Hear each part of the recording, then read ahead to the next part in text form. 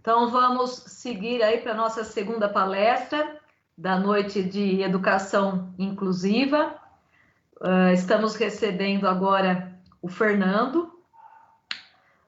O Fernando é professor de Libras do Senac, em Jaú, ativista dos direitos da pessoa surda. E junto com ele, nós temos o Adalto. Adalto é tradutor de Libras da TV Câmara de Jaú, guia intérprete para surdos cegos, e juntos eles têm um canal no YouTube, Fernando e Adalto, onde ensinam Libras. O tema de hoje, quem são eles, os surdos, quem somos nós, os surdos? Um debate sobre os diferentes lugares de fala na área da surdez. Então, estamos aqui também com a coordenadora do curso da pedagogia, Bilu. Olá, gente, boa noite. Boa noite, Fernando, Adalto. Eu fico muito lisonjeada de ouvi-los, né, de ouvir o Fernando, e o Adalto está aqui para representação, e eu gostaria que meus alunos estivessem presentes, vão perguntando, porque ao final da palestra, da live agora, nós perguntaremos, entraremos em contato com o Fernando, que vai nos auxiliar nas questões que vocês tanto querem saber, tá bom? Esperamos que nós tenhamos uma palestra, uma live maravilhosa com o Fernando, falando do tema tão importante para o processo de inclusão social.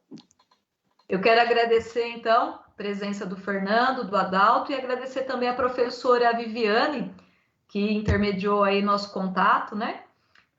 Sejam bem-vindos aí, e a palavra está com vocês.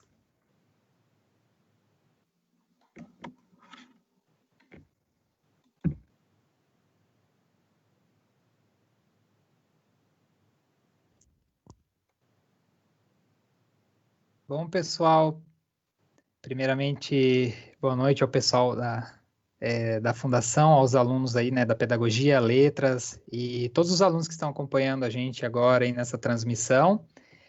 Eu me chamo João Fernando Ramazini e queria agradecer muito o convite aqui da Cíntia, da Lúcia também, e apresentar um pouco da minha experiência enquanto pessoa surda dentro do movimento. Queria agradecer também a todos os alunos que estão hoje fazendo parte desse momento com a gente, pessoal da Letras, da Pedagogia. A gente não consegue se ver, né? Embora vocês me veem, mas eu queria muito estar presente com vocês, poder ver a carinha de cada um de vocês, mas por enquanto só vocês que conseguem me ver. Eu já estive na Fundação já várias vezes, já em vários encontros, palestras ou encontros com o pessoal que queria entender um pouco mais sobre a questão da surdez, né? Mas agora, por conta da pandemia, essa é uma nova condição. Então, é um prazer. Muito obrigado por estar aqui com vocês. Eu vou apresentar, então, baseado num slide. Eu montei uma apresentação com algumas imagens. Eu quero mostrar um pouco para vocês a minha história, um pouco da minha família também para vocês. E falar um pouco sobre algumas questões da surdez, a minha experiência educacional. E depois, no final, eu abro espaço para a gente poder interagir. Tá? Deixa eu abrir agora aqui a minha apresentação. Pode ser, então? Tranquilo.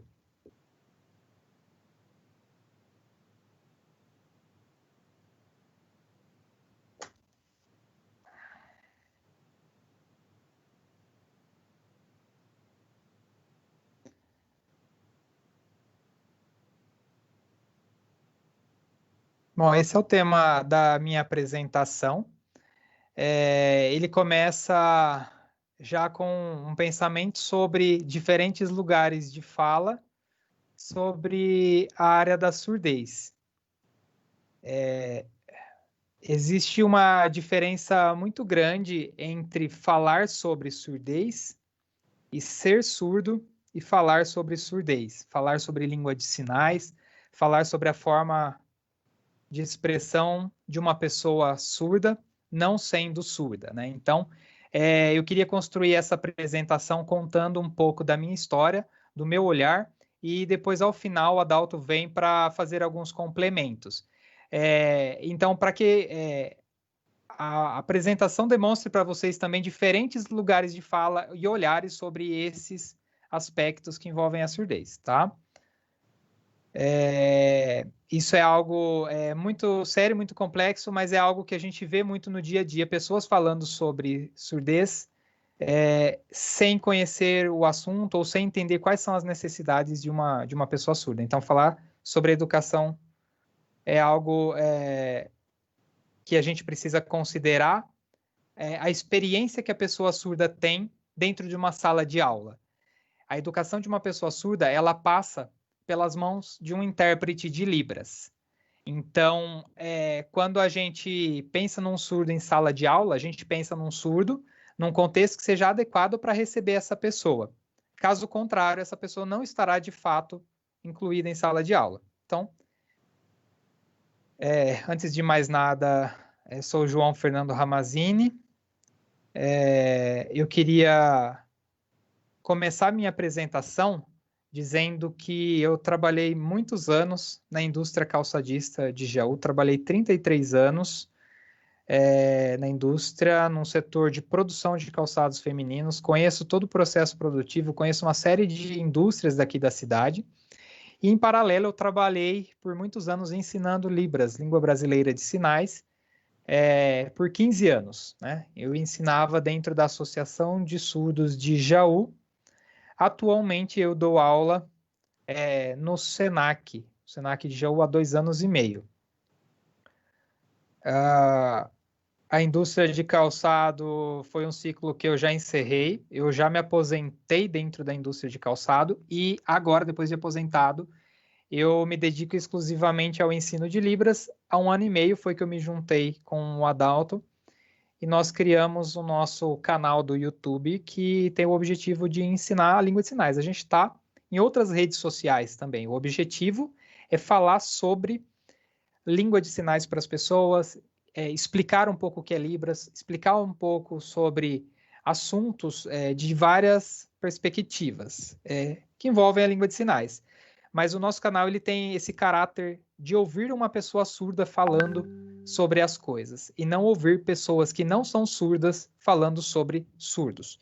A proposta veio do Adalto, que foi meu ex-aluno. Eu ensinei língua de sinais para ele há mais de 10 anos atrás, que buscou o seu aperfeiçoamento em tradução e interpretação de Libras, e o nosso canal vem com isso, com o objetivo de mostrar a diversidade que existe dentro da surdez, os pontos de vistas, o ponto de vista de uma pessoa surda chegando para quem também não é surdo, né? Então, a gente entende que esse é um movimento que a gente consegue fazer para transformar uma sociedade, fazer as pessoas pensarem, inclusive, é o que a gente está fazendo hoje, né? Fazendo vocês pensarem um pouco sobre a educação. Então, eu vou avançar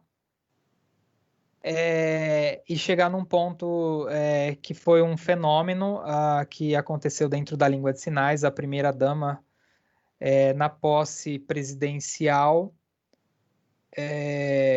pela primeira vez, chocou as pessoas, chocou não só o Brasil, mas chocou o mundo, quando numa posse presidencial, ela emocionou pela forma como aconteceu um discurso em língua brasileira de sinais.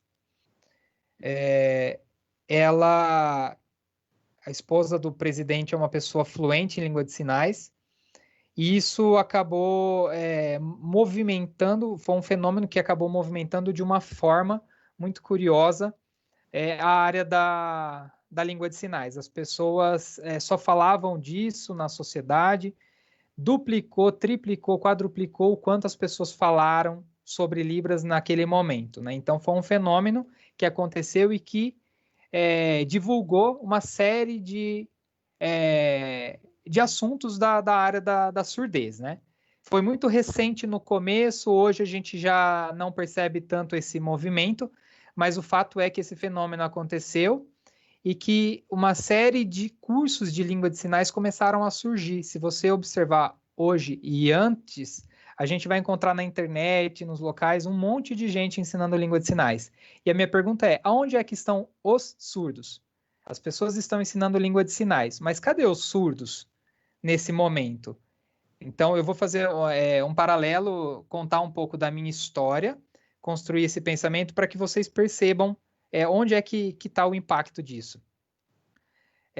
Depois que aconteceu essa posse, né, presidencial com língua brasileira de sinais, a gente teve uma série aí de pessoas famosas aí, né? Um jogador do Flamengo que na comemoração de um gol fez a sua sinalização ali para comemorar.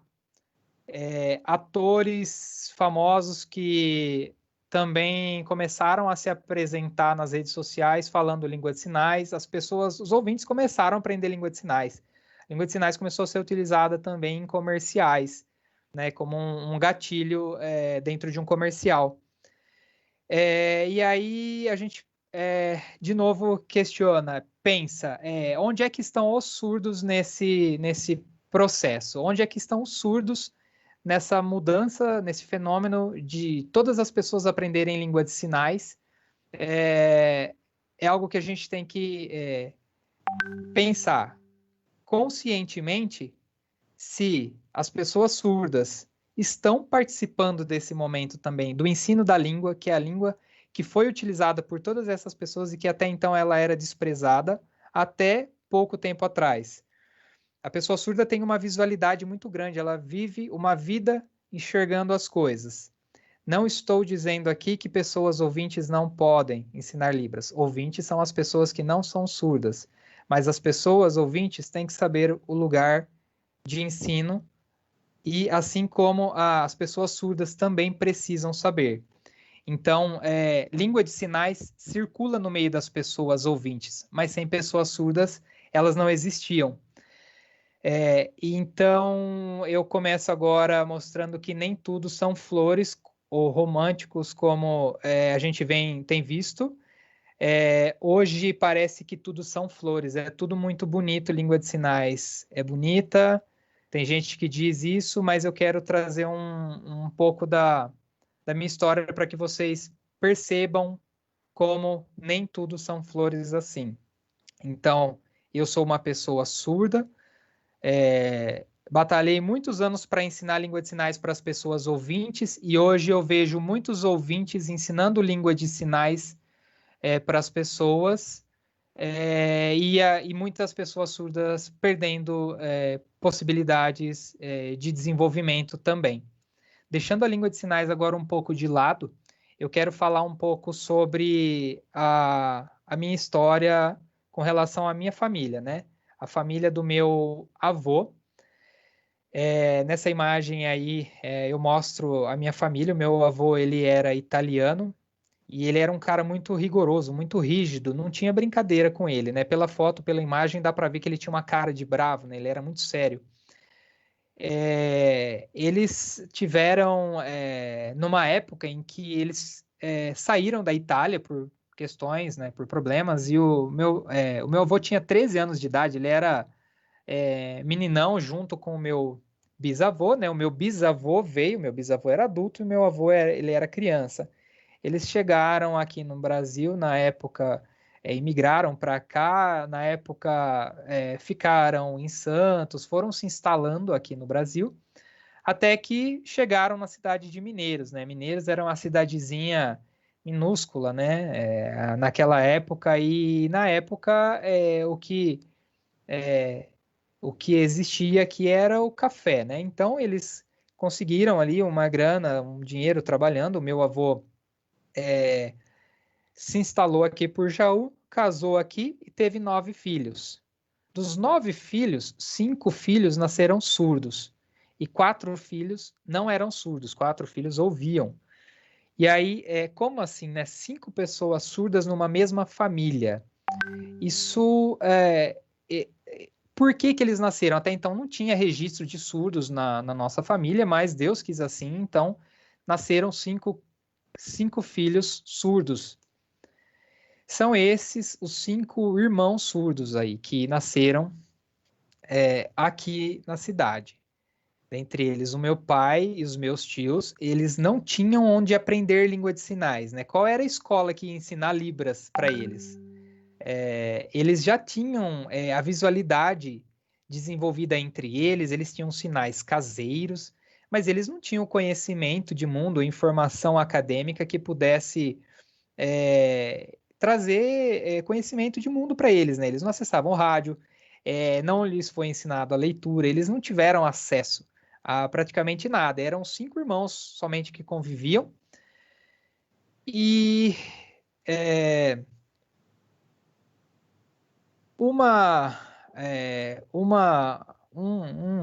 um desses irmãos foi estudar no Rio de Janeiro,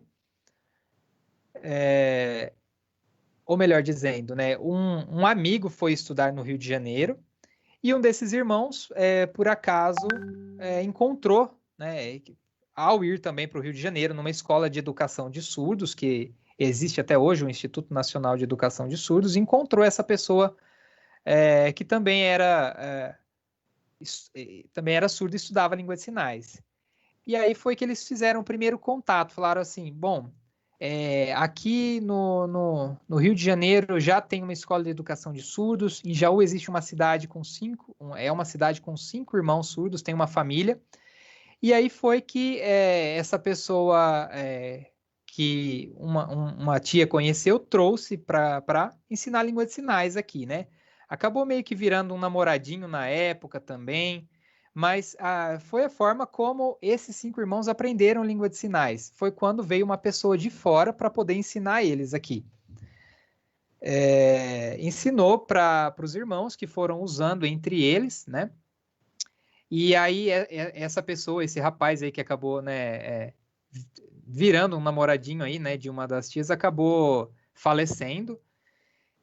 Mas eles acabaram aprendendo a língua de sinais. Eles tiveram uma vida muito sofrida. Naquela época existia um preconceito muito cerrado com a pessoa surda.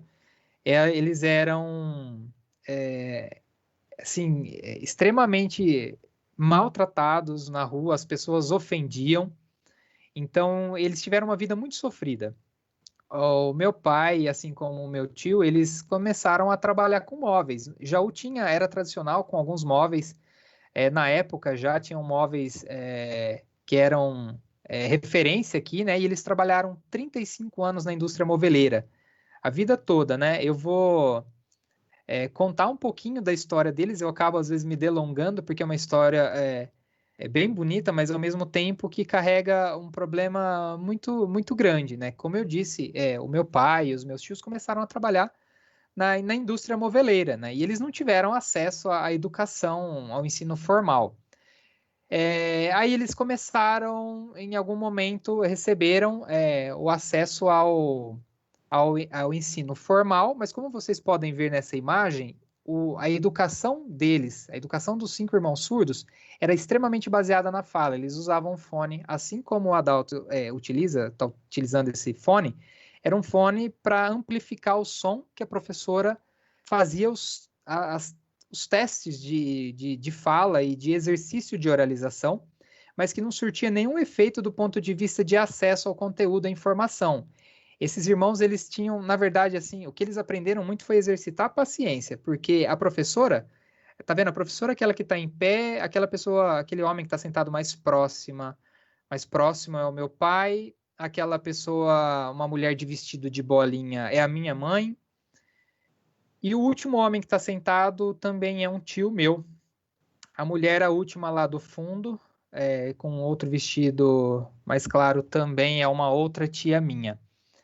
É como se a minha família, né, esses irmãos, aí o meu pai e os meus tios, tivessem começado a acessar a escola, mas na verdade eles não acessaram a escola, né? Ali era um espaço que eles frequentaram, mas que eles não tiveram nenhum desenvolvimento do ponto de vista de conhecimento, de currículo, de conteúdo, de disciplinas. Eles eram apenas exercitada o exercício de fala, a oralidade, né? Então, o que é importante é que se considere também a língua de sinais ou melhor, que se considere a língua de sinais como primeira língua na educação de surdos, para que depois você ensine qualquer outro assunto. Você não consegue garantir que essa pessoa vá se desenvolver se ela não tem uma língua. E a língua Brasileira de Sinais. Foi aí que esses não tiveram bons resultados na escola, e eles simplesmente abandonaram e começaram a criar na casa do meu tio, que o meu tio, meu pai, eles moravam próximos, e eles começaram a fazer os móveis que eles trabalhavam, mas ali eles tinham um espaço para reunir as pessoas. Então, tudo aquilo que acontecia no mundo afora aí, eles não tinham acesso ao conteúdo. Mas aquilo que eles ficavam sabendo, eles reuniam surdos em casa para conseguir informar todos os outros surdos, as crianças surdas. Porque a maioria das crianças passavam pelo mesmo ocorrido que eles, né? Sem acesso à escola, sem acesso à educação em casa, sem comunicação com a família, e os surdos frequentavam a minha casa lá. A minha casa era língua de sinais de manhã, tarde e noite, pessoas passando para buscar informação, para aprender língua de sinais. Então, a minha casa virou quase que como uma escola de língua de sinais. Aqui é a minha família, com uma foto do meu pai e da minha mãe, que também são surdos, né? Como eu disse, eles passaram pela escola. Eu nasci surdo e a minha irmã não é surda, a minha irmã é ouvinte, a minha irmã ela é mais velha. E aí vocês estão me vendo aí, eu bem gordinho aí, né? Na época, eu me chamo Fernando, é assim que eu falo meu nome em libras, né? Com essa mão assim na bochecha inflada. Porque as pessoas perguntam, que dá para ver na foto e como fofo eu era, né? Quanto fofinho eu era, que tamanho de bochecha que eu tinha, né? Mas é uma forma de descrição visual. Fernando é o meu nome em língua de sinais. Dessa forma, eu represento o meu nome como Adalto, o intérprete. É assim o sinal dele passando aqui próximo à cabeça. Eu me lembro cara que não precisa de pente, né? Você não precisa de pente, então vamos lá, vamos fazer o seu sinal assim, porque você tem o cabelinho curto e não tem cabelo, né? Não sei como interpretar muito bem isso, né? Careca. Mas o que acontece é que a visualidade ela é parâmetro para a língua brasileira de sinais, para Libras. Como o sinal da Xuxa, por exemplo, que a Xuxa sempre usou tradicionalmente aquelas xuxinhas na cabeça, né? Então, sempre geralmente são características ou visuais ou que caracterizam para uma pessoa surda. Como o nome, quando você fala, fulano de tal, como é que você chama um surdo? Se ele não ouve, se é um surdo que usa a língua brasileira de sinais, um surdo que usa Libras, você usa o sinal, né? Isso é cultural, isso é uma forma que as pessoas surdas têm naturalmente convencionados, os sinais. E assim, os meus pais, eu sou muito grato, eu tiro o chapéu pela forma como eles conduziram a minha criação, a minha educação. Eles foram muito rigorosos e me ensinaram valores que acabaram, que eu acabei carregando para minha vida como um todo, né? Eu me constituí a partir daquilo que eles me ensinaram. Hoje eles já não estão mais entre a gente, hoje eles já moram os dois no céu. E assim, o que eu aprendi com eles foi que eu precisava lutar e não aceitar aquilo que está posto para a gente. Eu mostrei minha foto de quando eu era bebê, agora um pouco maiorzinho, mas é para mostrar que nessa época eu tinha acho que 6 ou 7 anos, mas eu já era uma criança muito esperta. Eu já tinha língua de sinais porque eu aprendi no berço. Eu aprendi língua de sinais com meu pai e com a minha mãe. Então, eu me tornei fluente em língua de sinais. Eu conseguia me expressar muito bem. Então, agora eu quero entrar num segundo momento da conversa, que é falar um pouco sobre como foi a minha trajetória dentro da escola. Eu estudei numa sala inclusiva com pessoas ouvintes, mas não foi uma boa experiência, pois eu não tive acesso sabe aquela imagem que eu mostrei, né, de um acesso de um fenômeno que aconteceu com a língua de sinais, das pessoas quererem aprender língua de sinais, como é emocionante, como é bonito, como eu quero aprender língua de sinais? Não, mas eu não quero aprender língua, eu não quero conversar com surdo, eu quero aprender língua de sinais. As pessoas querem conversar em língua de sinais, mas não querem conversar com pessoas surdas. E foi isso que eu vivi dentro também de sala de aula. Eu não consegui ter acesso a um conteúdo que fosse devidamente visual e acessível para mim, numa língua que fosse a minha língua. Era falado, era oral, era algo que era apenas escrito numa língua que eu não dominava. E era um resumo. O que eu fazia na escola era copiar. Então, eu me tornei um copista muito bem dentro da escola. Me esforcei ao máximo com tudo que me foi ofertado. E aí é uma imagem da festa junina.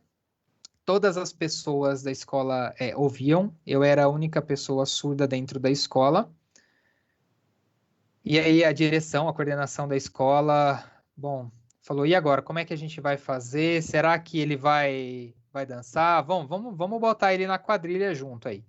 A gente fez, brinquei na quadrilha ali, a gente fez ali, foi no Caiçara a apresentação, e aí eu lembro que as pessoas falaram assim, não, eu acho que ele não precisa não. Eu falei, não, mas eu quero dançar. E aí eu me posicionei, dancei, mas nessa idade, só para mostrar para vocês como que eu tinha que me redobrar para aprender, seja a dança, que eu não acompanhava o ritmo da música, que eu não compreendia o que falava na música, mas eu tinha que memorizar, seja também o esforço que eu tinha que fazer redobrado para aprender os conteúdos que não me eram acessíveis. Não foi uma culpa de eu não aprender da minha falta de dedicação, mas da forma como o conteúdo foi apresentado, que não foi apresentado da forma como era a minha forma de aprender. Então, os professores queriam me ajudar, mas os professores não sabiam.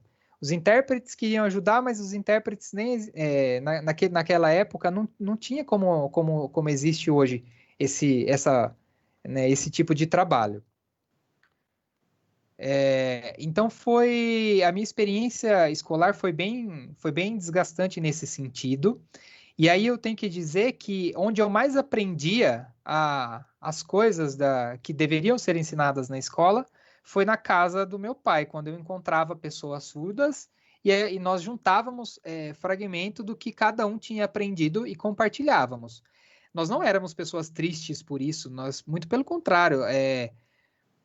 Eu, sendo uma pessoa surda, não consigo fazer algo? Não, o que eu tenho que pensar é o contrário. Não, eu tenho que me esforçar ao máximo para atingir um outro nível, mas é isso que eu vou fazer. Né? Eu não devo ficar simplesmente com essas migalhas. As pessoas que não são surdas casam, né? Eu me casei, as pessoas que não são surdas constroem a sua própria casa. Sim, eu construí a minha casa, eu guardei dinheiro, eu administrei as minhas finanças para construir a minha casa. Né, tenho meu carro, dirijo como qualquer pessoa, né, nunca sofri nenhum acidente. Às vezes as pessoas falam, mas e aí, como é que você lida com o seu carro se ele está com problema? Eu falo, poxa vida, né, o volante fala tanto pra gente. Aí as pessoas falam, mas como assim o volante? Pelo volante eu consigo perceber. Né, faz 29 anos aí que eu dirijo, né, se eu não descobrir quando é que o meu carro não está bem, eu viajo, eu tenho a minha vida totalmente independente porque eu conquistei isso. GPS, às vezes as pessoas falam, mas e aí, como é que você faz, né? Como que você usa o GPS que você não escuta? Eu falo, puxa, né? O GPS é tão fácil, é só olhar, é visual, eu tenho o caminho, eu tenho o mapa e ele me indica, né? E não tem nada que me desabone com relação a uma pessoa que não é surda, uma pessoa que é ouvinte. A única questão é que eu não ouço. Reformar a minha casa, reformei minha casa, eu mesmo dou manutenção, tenho um amigo que é mecânico profissional, surdo também.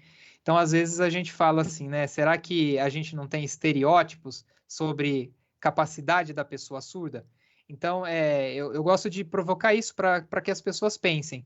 E surdos não são todos iguais. As pessoas têm identidades diferentes, as pessoas têm histórias diferentes. Tem surdos que usam língua de sinais, surdos que usam implante e que escolhem oralidade, surdos que usam aparelho, e a gente tem que considerar que cada um tem uma história e não existem esses estereótipos. E aí, nessa imagem, eu queria dizer que o meu tio, ele foi, assim, o meu melhor professor. Eu disse que na escola eu não tive acesso ao conteúdo, que não tinha língua de sinais na minha educação, que não tinha comunicação entre o que a professora ensinava e o que eu aprendia, não existia. Só que o meu tio, ele me ensinou muito bem, por isso que eu trabalhei 33 anos na indústria calçadista. O meu tio, ele era surdo, o meu tio, ele usava língua de sinais, e tudo que eu aprendi do meu ofício, que eu vivia a vida inteira dentro de uma indústria, foi o que eu aprendi com o meu tio. É ele que me ensinou. Se o meu tio tivesse tido a oportunidade de estudar uma engenharia, tivesse tido a oportunidade de estudar qualquer outro conteúdo, ele também seria, né, um engenheiro, um professor, assim como eu também poderia ter acesso a muitas outras coisas que eu não tive. Mas nós estamos falando de língua de sinais, nós estamos falando do básico, que é a comunicação entre as pessoas, para que ela possa aprender mais do que conteúdo, aprender ao ofício, a sua identidade, né? Eu trabalhei muitos anos na indústria como montador de calçados, montador de bico de calçados, porque o meu tio me ensinou, e aí foi com ele que eu aprendi a mexer. Sozinho, dentro da indústria. Quem que foi o cara que me ensinou a operar uma máquina? Eu nunca fiz um curso no Senai de como operar uma máquina de montagem de bico. Para quem não conhece, é uma máquina extremamente complexa, cheia de elementos de ajuste, com computador integrado, e visualmente eu decifrei a máquina sem precisar de um curso, né? Montei bico por anos e anos, mas só tive essa relação por conta do meu tio.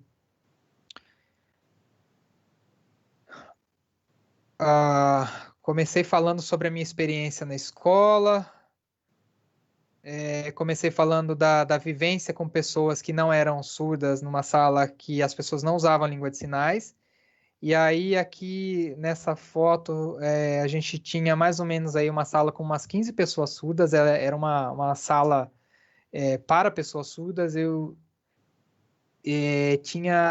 quando eu estava com 14 anos, eu decidi largar a escola, né? Como eu disse, eu larguei para ir aprender um ofício junto com meu tio. Com 14 anos eu abandonei a escola.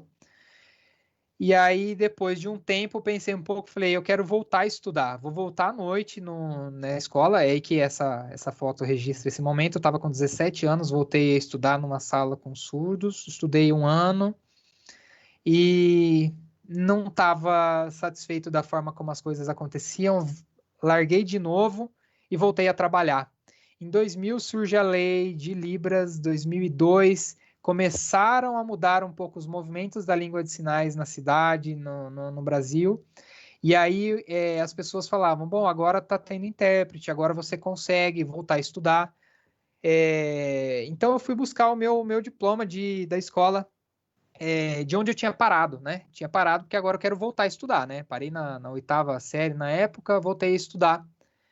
Eu quero meu diploma né, que eu estudei para poder dar continuidade.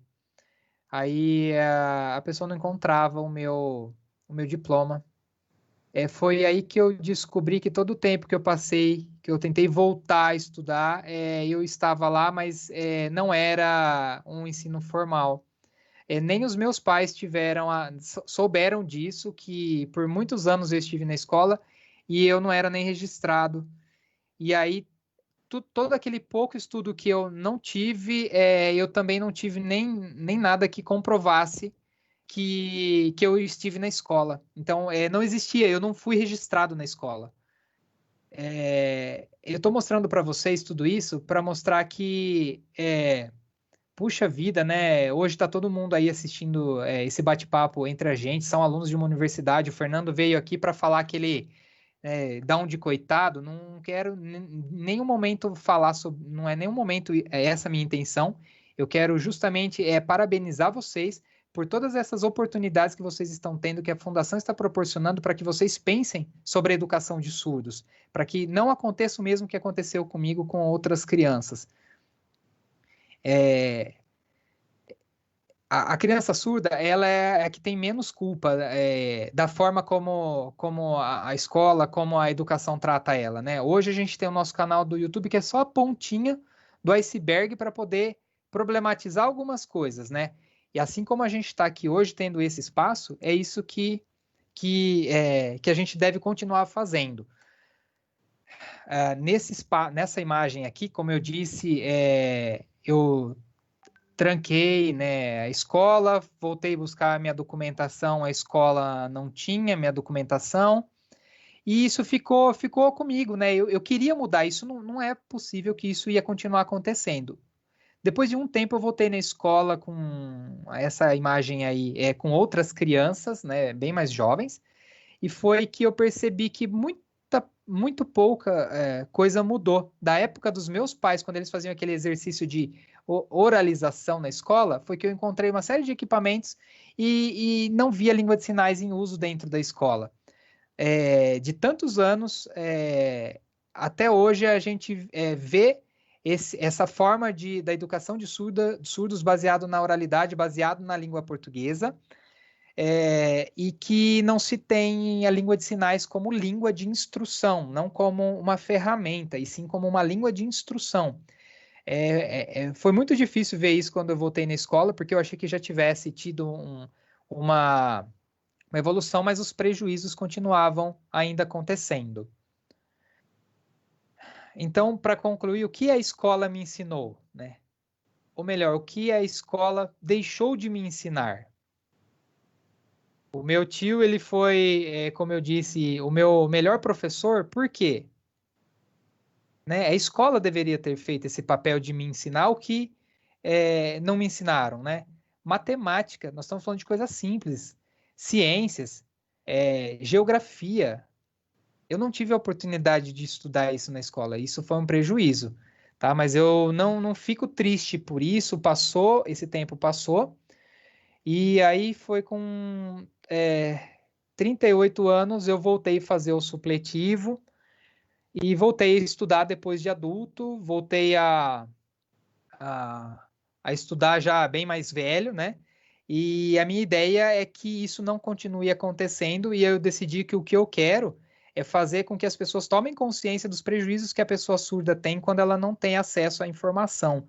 Surdos e ouvintes têm que trabalhar junto para isso, defendendo a educação de pessoas surdas, né? Então, eu sou muito grato assim às pessoas surdas que sofreram antes de mim, que sofreram muito antes de mim.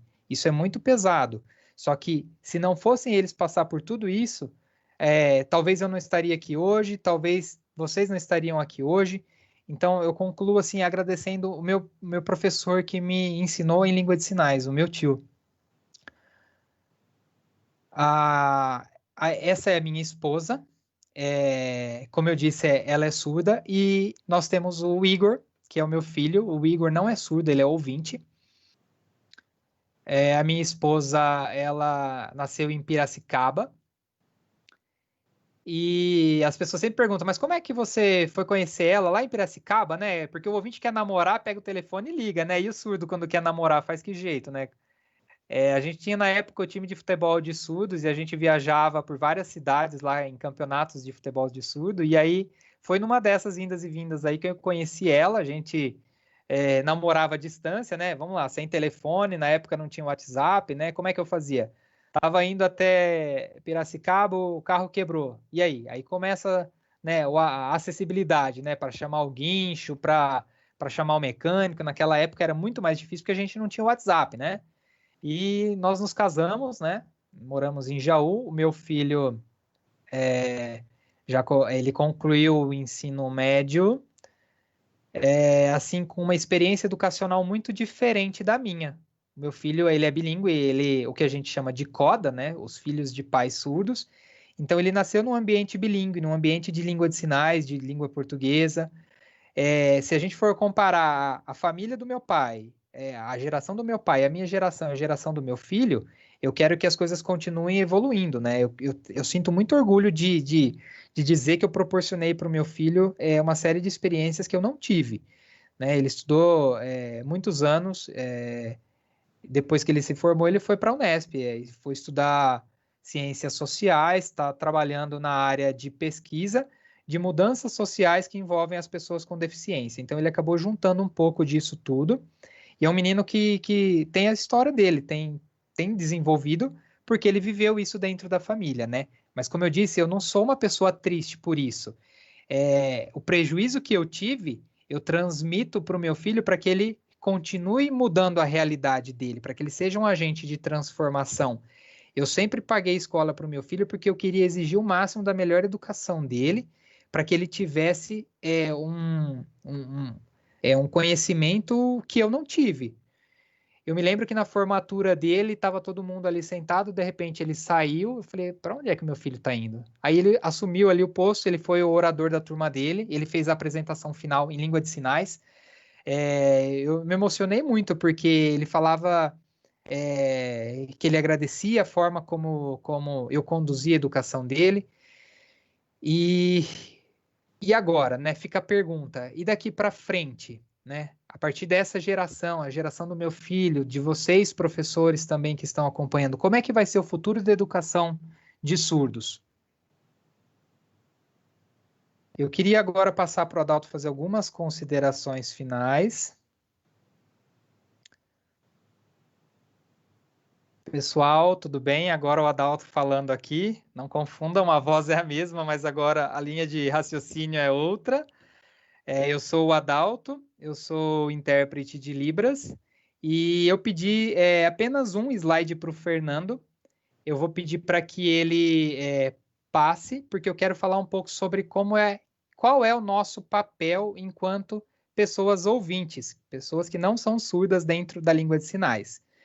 Eu queria brevemente me apresentar, sou tradutor da TV Câmara Jaú, né? Então, se vocês têm TV Câmara na casa de vocês aí, pega na casa de todo mundo. Quando vocês verem a Libras lá, eu trabalho junto com a Marcela, que é a outra intérprete, e nós nos revezamos para as sessões da Câmara. Sou também guia e intérprete para surdos cegos, que é um trabalho que eu gosto muito.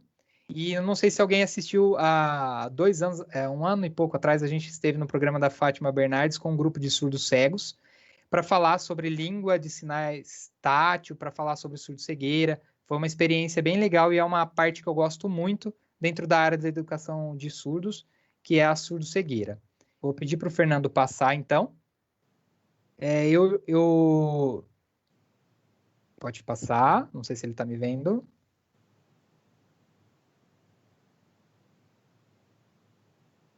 Vamos ver, foi. Eu preparei só um slide que eu queria pontuar algumas coisas para vocês, né? Qual é o papel de quem ouve nessa história?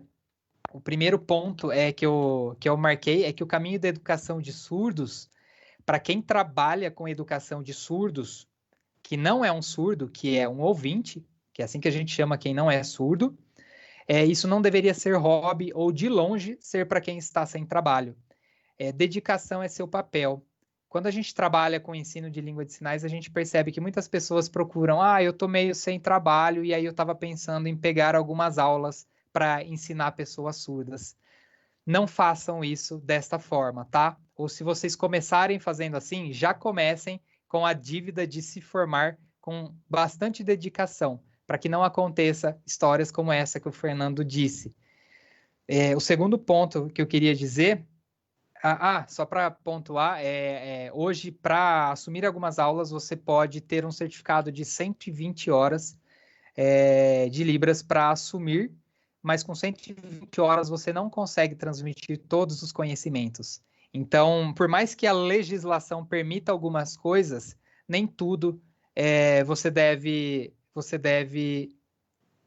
trabalhar com o mínimo. Então, procure sempre buscar essa formação continuada, se esse for o seu desejo, o seu interesse, trabalhar com educação de pessoas surdas.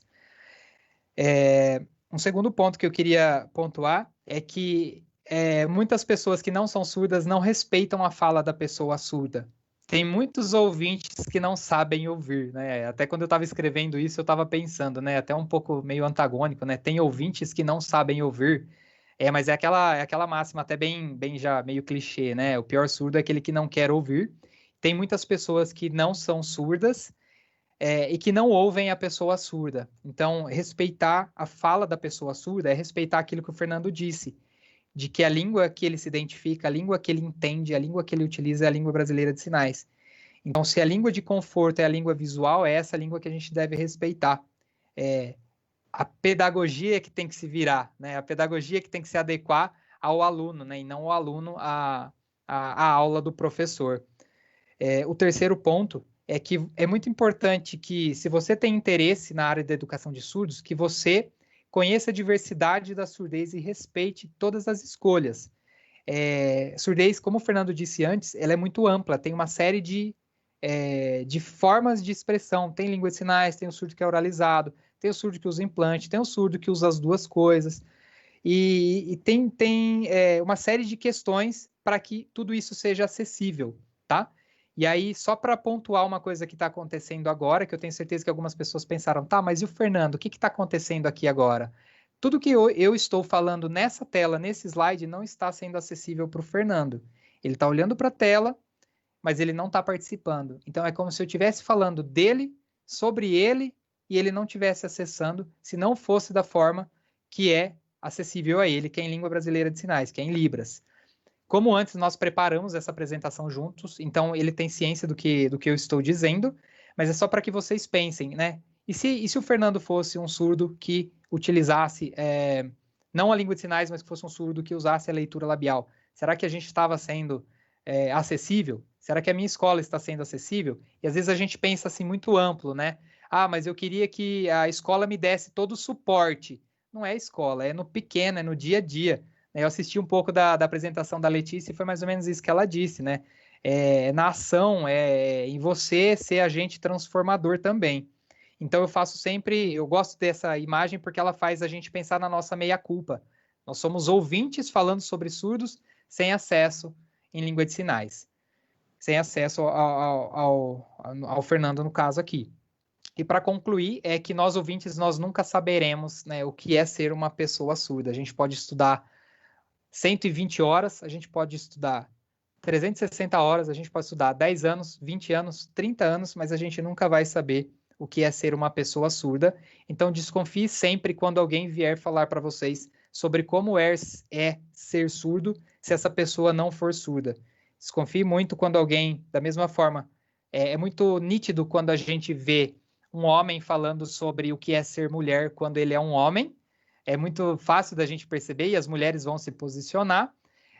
Quando pessoas que não são negras vêm falar sobre pessoas que são negras. Todo mundo deve participar da discussão, mas as pessoas negras estão ouvindo o que estão falando sobre ela, mas pessoas surdas, e muitas das vezes, não ficam nem sabendo que pessoas ouvintes falam sobre elas sem a presença delas, né? Então, é aquela tradicional, né? Nada sobre nós sem nós.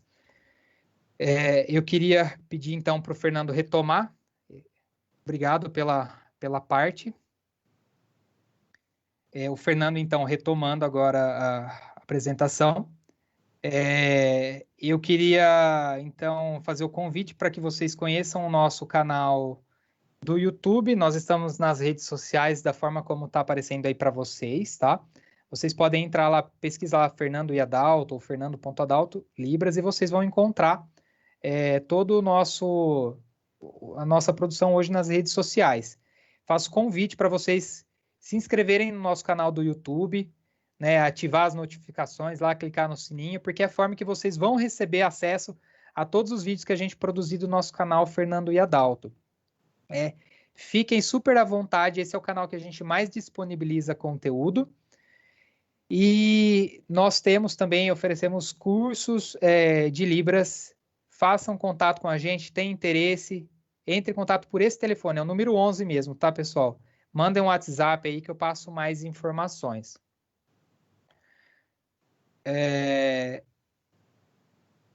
Antes, eu fiz toda a minha apresentação em língua brasileira de sinais, em Libras, né? O Adalto fez a interpretação. No final, ele abriu um slide, falou em português. Isso foi uma barreira de acesso.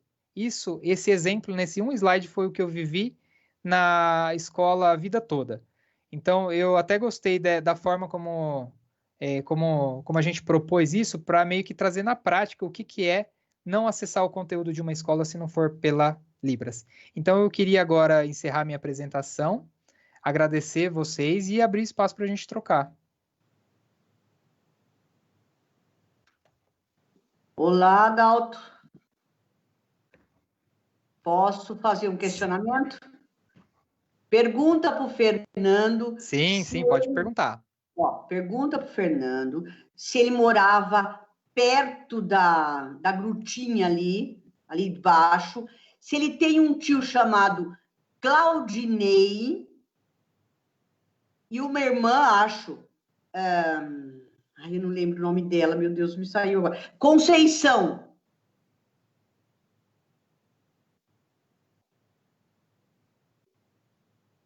Essa é a minha família, são primos. Ah, que bom! Então, Eu eu lembro de morava todos. na rua, o nome da rua era Gomes Gomes Botão. Botão. Isso mesmo, Adalto. Ela a Maria Conceição estudou comigo.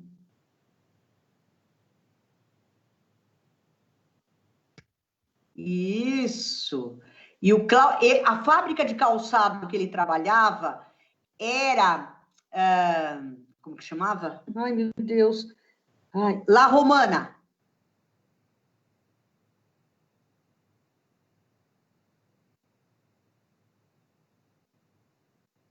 A fábrica de calçado.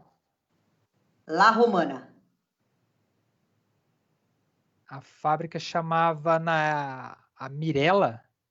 Isso. Mirella era uma delas. Uma era La Romana, a outra Mirella. Isso, eu tinha o dono da fábrica era um primo meu. E foi lá que eu comecei, era Mirella, comecei na Mirella e depois e fui para É isso mesmo. Muito bem. Então, agora a gente vai começar. Que bom, que bom. Muito legal. Ô, Adalto, eu tenho uma pergunta para você primeiro. Pode mandar. A gente comentou com a Letícia em relação a nomenclaturas, né? Intérprete ou tradutor, né? Tem uma preferência, a gente pode usar os dois. E depois eu gostaria do Fernando também falando a respeito de como é essa relação do intérprete com o surdo, como que se dá aí as dificuldades de compreensão, né? Como que é essa linguagem, essa interação entre vocês.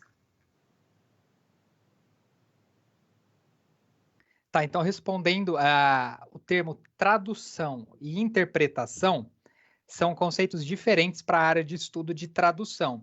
Se alguém um dia quiser estudar, eu quero me tornar um intérprete de Libras, né? Então você vai estudar, você vai cair numa área de estudo que é estudos da tradução. Interpretação é isso que a gente fez ao vivo aqui. Enquanto o Fernando ia falando em Libras, eu ia interpretando simultaneamente. Isso é uma interpretação simultânea. Uma tradução é quando nós temos um material que é registrado numa língua e eu vou registrar em outra língua. Por exemplo, eu tenho um livro que foi escrito em língua portuguesa e eu vou traduzir esse livro em língua francesa. Então, eu traduzi de uma língua para outra, mas são línguas registradas. Em Libras, o que está acontecendo aqui é uma interpretação que está acontecendo simultaneamente. Trazendo isso para as línguas orais, é mais ou menos quando a gente vai num evento que tem um convidado de fora e aí o cara está falando no microfone lá em espanhol e aí tem um tradutor fazendo, ou tem um intérprete, melhor, fazendo uma interpretação simultânea, né? É o mesmo conceito também das línguas orais, tradução e interpretação. Tradução para Libras é quando a gente tem um vídeo, porque a língua de sinais ela é registrada de uma outra forma, não no papel, mas em um material audiovisual, né? Um DVD, um vídeo. E aí eu estudo esse material para traduzir ele em língua de sinais. Então, eu sou tradutor e intérprete de Libras. Então, esse é o conceito, mas são duas áreas aí de estudo. Duas funções diferentes. Uma aluna fez... Eu acho que tem uma questão do Fernando ainda, né? Para o Fernando...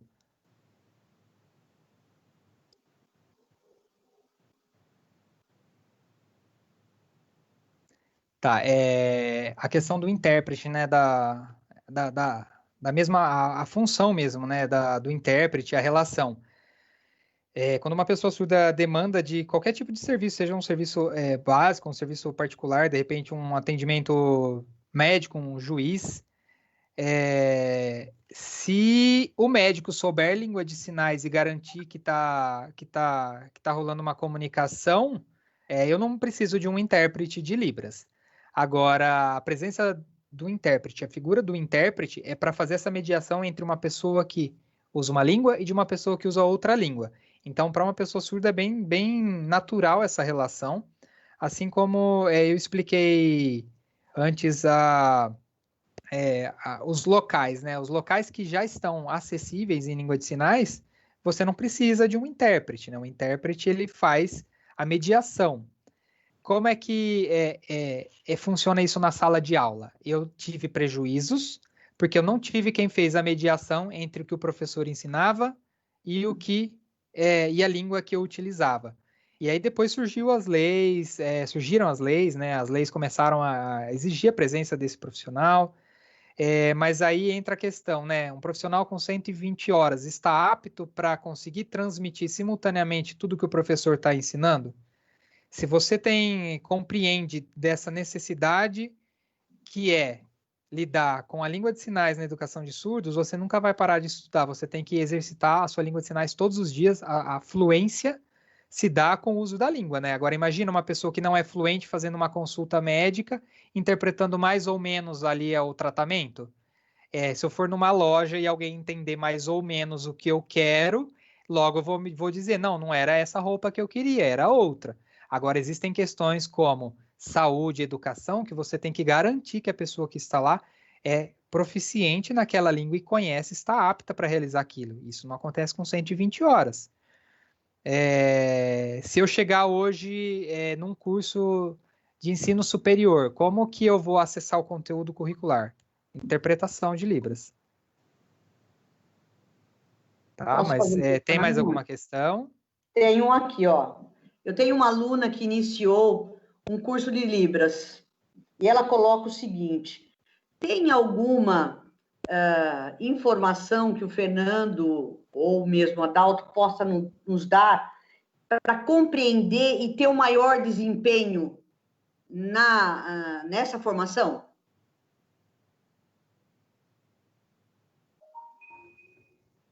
Que aprenda com maior agilidade.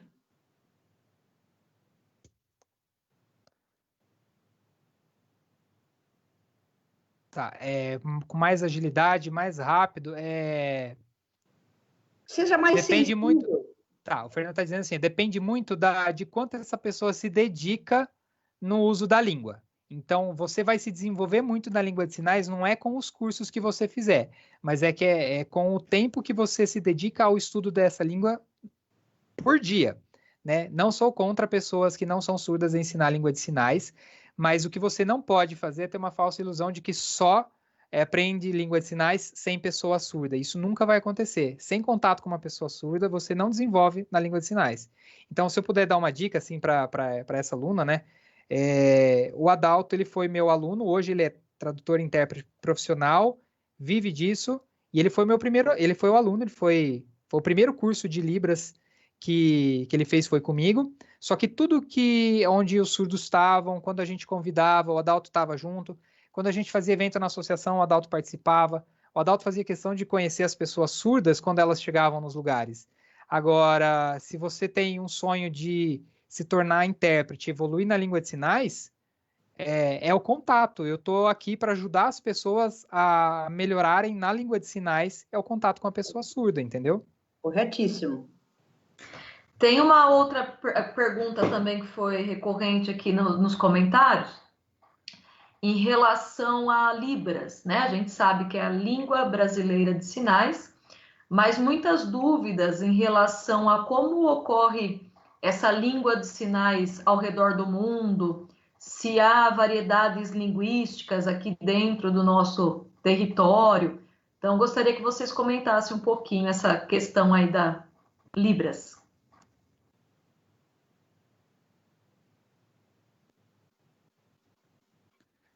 Tá, a questão da Libras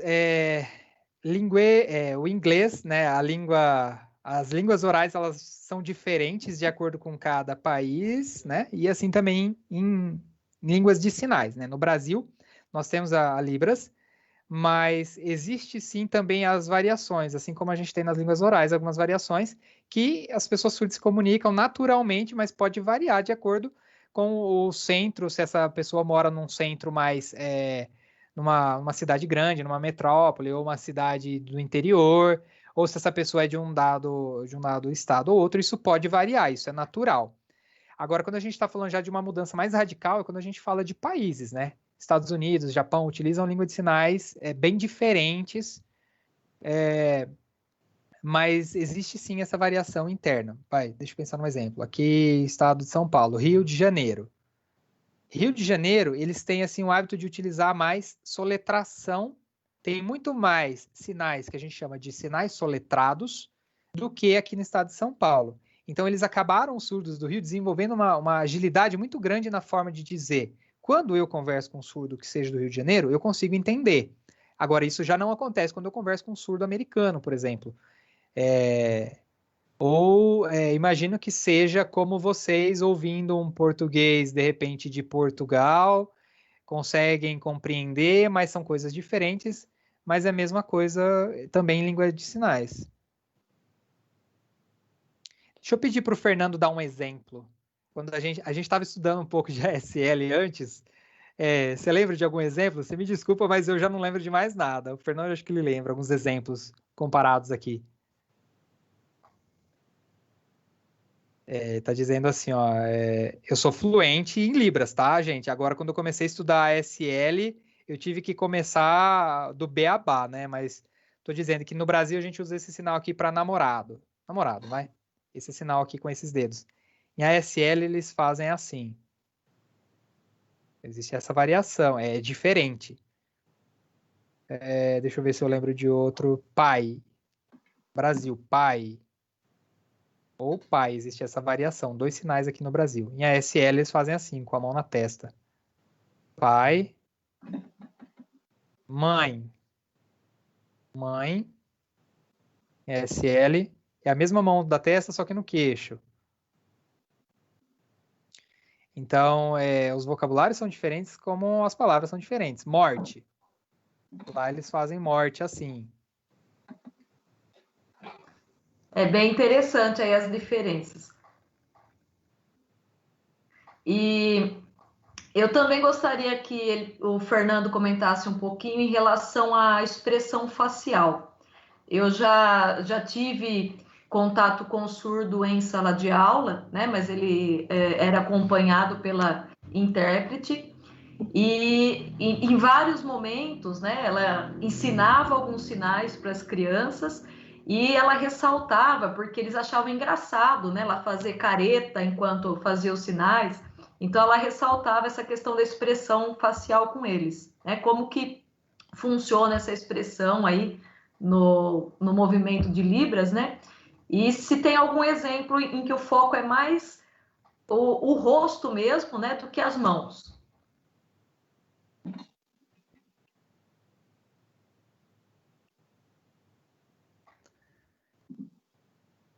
As expressões faciais, elas conseguem atribuir o sentido que em português vocês têm na entonação. A expressão facial, ela dá a entonação também da Libras, ela traz o sentido, né? Se você sinaliza sem expressão, você não é claro, você não transmite a informação. A expressão facial, ela está diretamente relacionada à clareza da informação. Uma pessoa ouvinte fala assim. Por que a pessoa ouvinte fala e gestualiza enquanto ela gestualiza? A gestualidade, ninguém fala duro assim, né? Só com a boca, abre e fecha a boca. As pessoas gestualizam, as pessoas se expressam, elas usam da entonação de voz para transmitir as informações. Um exemplo, esse sinal aqui. Esse sinal significa triste. Mas quando eu estou dizendo que eu estou muito triste, ou algo que é muito triste, muito exageradamente triste, a minha expressão, ela indica isso. Com os olhos fechados, eu estou evidenciando que eu estou falando dessa expressão, desse sentimento muito ruim, muito negativo, com um sinal de uma vez só. Eu não preciso fazer 3, 4 vezes, falar 3, 4 sinais com as mãos. Com apenas a expressão, eu consigo comunicar. Isso é muito da língua de sinais. E você pediu um exemplo, né? Isso, de um exemplo só com expressão. Acho que ele deu esse exemplo aí do triste e muito triste, né? Tem também esse contexto, por exemplo, né? O ouvinte, quando a gente faz esse sinal aqui, ó, de roubo, né? É um gesto, um sinal, né? Que muitos ouvintes usam como um gesto para se comunicar e dizer que existe um roubo. Os surdos fazem assim, ó. Cuidado que vem vindo tem um ladrão ali. Só o olho, por exemplo, indicar o olho do lado e fazer assim com a língua, é um sinal, por exemplo, super discreto para não falar assim, olha lá, ó, vem vindo um ladrão ali perto da gente, vamos correr, alguma coisa assim, né? Então, só a posição do meu olho indica isso e um movimento de língua, por exemplo. Só que isso é a forma como as pessoas sinalizam, os surdos sinalizam, né? Me lembrei agora de um outro exemplo, que algo muito, muito ruim, muito para baixo, muito de má qualidade, por exemplo. Sei lá, você foi comer num lugar e aquela comida lá era muito ruim. Muito ruim. Se eu fizer assim, todo mundo vai ver que eu não gostei da comida e eu não quero chatear. E aí, quando as pessoas surdas querem dizer discretamente, eles só fazem uma pequena expressão.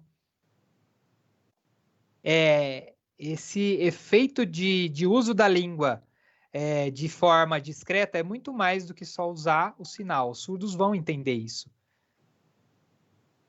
Ou alguém muito bonito. Muito bonito. Como é que eu vou falar aí para minha amiga, né, que me mina um cara muito bonito?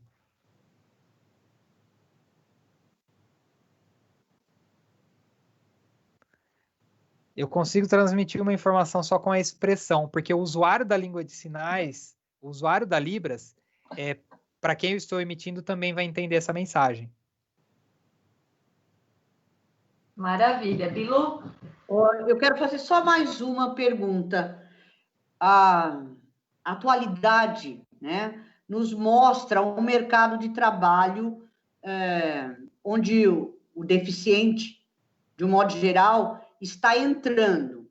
Como fica a situação do deficiente auditivo no caso do mercado de trabalho nos dias atuais?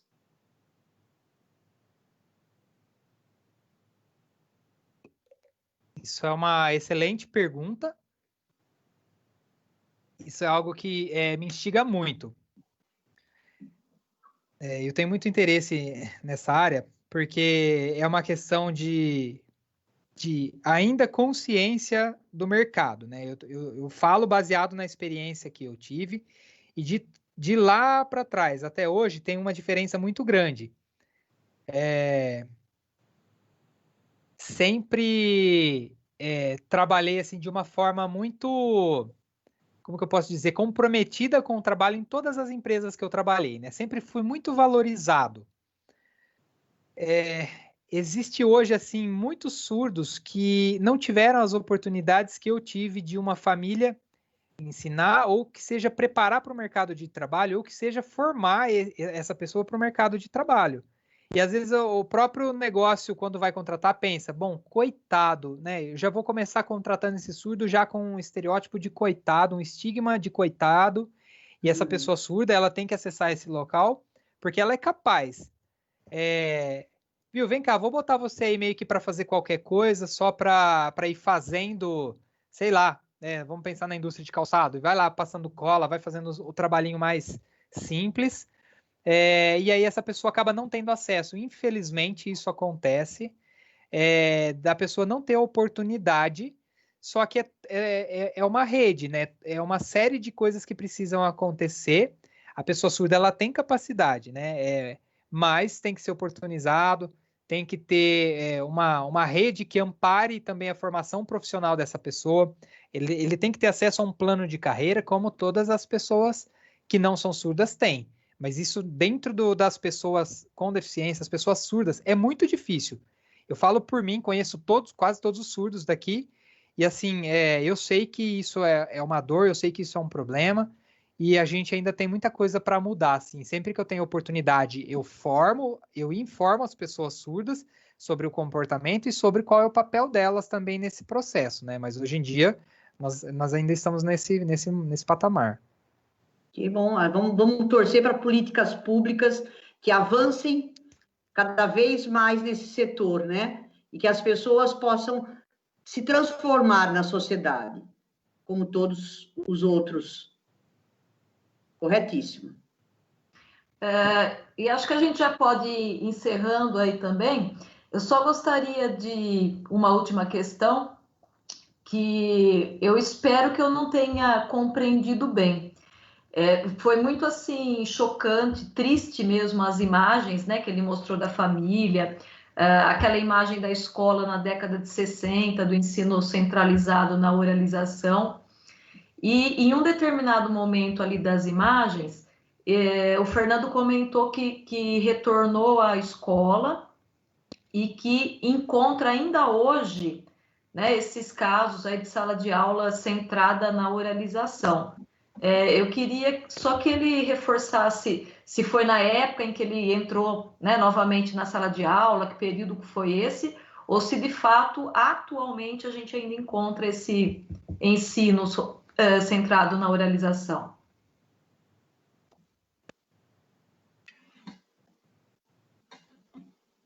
Tá, boa pergunta. Essa foto, aquela foto que eu mostrei foi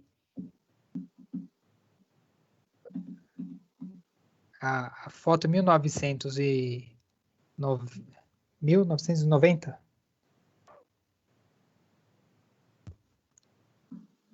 Tá, foi mais ou menos nos anos 90, 1990, que eu fiz aquela foto. Hoje, as escolas não têm mais esse tipo de Esse método. atendimento, não, mas com relação às pessoas surdas, né? A centralização das pessoas surdas. As pessoas surdas hoje mudou o atendimento, elas estão descentralizadas e elas estão incluídas na escola e no AE, né? Então, existiram também outros prejuízos com relação a isso, porque a escola também não conta com toda a rede para atender essa pessoa com língua de sinais. A língua de sinais ainda não continua. A pessoa que vem de uma família que de repente sabe língua de sinais, a pessoa que tem ali o acesso à informação e que vai exigir isso da escola, que vai fazer com que a escola coloque ali, contrate um profissional, esse surdo vai ter acesso. Mas agora descentralizou e aí fica mais difícil ainda de enxergar, infelizmente ainda existe a falta de língua de sinais na educação de surdos. Então, acho que se a gente puder tirar um pensamento vamos pensar no que a pessoa surda precisa para que ela tenha acesso em língua de sinais. Se eu for olhar a minha escola lá atrás, de uma professora que ficava sentando, só fazendo crochê, e não tinha... E aí, chega de sinalizar, eu não quero que ninguém fale em Libras aqui, eu quero que vocês copiem o conteúdo. Era isso, eu precisava de uma professora que fizesse crochê e me cobrasse de copiar lousa, e era isso que eu precisava. Esse foi o meu prejuízo. Então, isso é muito pesado. Hoje, existe o quê? Existe as escolas, né? Não existe mais essa sala especial como era dessa forma, né? Os surdos são descentralizados em escolas diferentes. Mas o que a gente tem que tirar é que a perspectiva da educação de surdos, ela tem que ser bilíngue, com professores que sabem língua de sinais, com professores que sabem Libras, com professores que tenham conhecimento em Libras e com professores surdos que sejam uma referência de língua para essa pessoa, para essa criança. Aí a gente vai ter uma educação bilíngue de qualidade mesmo. Bom, deixa eu falar só para terminar. Eu gostaria de agradecer a presença do Adalto e do Fernando. Gostaria de também dar um abraço no Fernando pelo conhecimento que tenho da família dele, né? Eu lembro muito bem deles, brinquei muito na Gomes Botão, tá? Mande um grande abraço a ele, viu, Adalto? E eu queria que, além de agradecer, dizer a vocês que Ele vocês está agradecendo. Ele está dizendo o seguinte, olha, eu quero depois que passar essa situação de quarentena aí, eu quero que vocês me chamem de novo aí, eu quero ir lá na faculdade aí eu faço questão de te abraçar pessoalmente. Ah, eu quero que te ver, coisa quero te abraçar. boa, coisa boa. Fala para ele que a gente vai falar muita coisa legal da Gomes Botão, da onde ele nasceu, da minha amiga Maria Conceição, do Claudinei. Lembro de tudo isso, tá? Fala para ele também que eu adorei a trajetória histórica que ele fez, contando um pouquinho da sua história. Acredito agora que a gente caminhou muito para as pessoas com essa necessidade. Poderíamos até pensar que não caminhamos, muito pelo contrário, caminhamos sim, temos muito que caminhar, mas vocês passaram para a gente toda essa trajetória histórica e nós vemos quanto nós caminhamos quanto a isso. E pessoas como ele estimulando, como você, né, Adalto? Estimulando muito essa necessidade, essa pessoa com deficiência auditiva, né? E os meus alunos, nos aspectos de formação, que eles continuem entendendo a importância de ensinar a todos, com qualidade, independente de deficiência, porque todo mundo é capaz de aprender, né? E está aí a resposta do Fernando hoje, um homem casado, feliz, com um filho maravilhoso, bem-sucedido. Nós só temos que agradecer essa contação de histórias e de de muita coisa boa que nós recebemos agora, né? Muito obrigada, gente. Foi um prazer. Foi um prazer. Que a gente vê aí também, né, Bilu? É um pai bastante orgulhoso, com razão, né? Então a gente aproveita para deixar nosso abraço aí ontem, Dia dos Pais. Parabéns. Que ele também deve ser um grande pai. E em relação aí também a esse avanço que a Bilu comentou, né? Já demos um grande passo aí de sair desse processo de oralização, né? Entendido como única saída para os surdos, e a aceitação de Libras no ambiente escolar, né? Acho que já foi uma grande caminhada. E tem uma estudiosa que vocês devem conhecer aí da área, a Cristina Lacerda, né? Que ela traz estudos para que o surdo não fique sozinho na sala de aula, né? Para a gente aprender uma língua, a gente tem que ter contato com pessoas que falem a mesma língua, né? Então, acho que é nesse sentido aí que o Fernando comenta a questão também da descentralização, né? Que os surdos tenham com quem dialogar de fato, né? Agradeço a participação de vocês, né, imensamente, os alunos aqui enviando muitos comentários, agradecendo vocês de terem compartilhado tanto conhecimento, e quero agradecer mais uma vez a Viviane, né, ter feito esse convite para vocês, que enriqueceram tanto aqui nossa jornada da educação. Que a gente possa... Legal. Eu que agradeço aqui vocês por oportunizarem esse momento. Fico muito feliz, né? Muito orgulhoso de estar aqui, e eu espero poder ter contribuído com uma consciência com os alunos, para que futuramente nós tenhamos pessoas mais participantes da educação de surdos. E quero poder encontrar, depois do abraço da Bilu, encontrar vocês também, encontrar vocês. Agradeço muito. Principalmente os alunos também por poderem também, né, por estarem aqui com a gente, né, até esse momento. Às vezes os alunos falam, poxa vida, eu queria perguntar mais, eu queria falar mais com o Fernando, então eu abro o WhatsApp que a gente disponibilizou, vocês podem mandar dúvidas para a gente está aí para ajudar vocês também com dúvidas. Super, sintam-se à vontade. Boa noite para todos vocês. Boa noite. Adalto, fala para o Fernando que nós chegamos a 143 pessoas, viu? Ouvindo vocês. Estamos muito felizes. Puxa vida, hein? Muita gente. Legal. Obrigado, pessoal. Um abraço grande, Adalto. Manda um abraço muito, muito apertado para o Fernando também, tá bom? Tá mandando outro. Um abraço. Tchau, tchau. Obrigada. Tchau, tchau.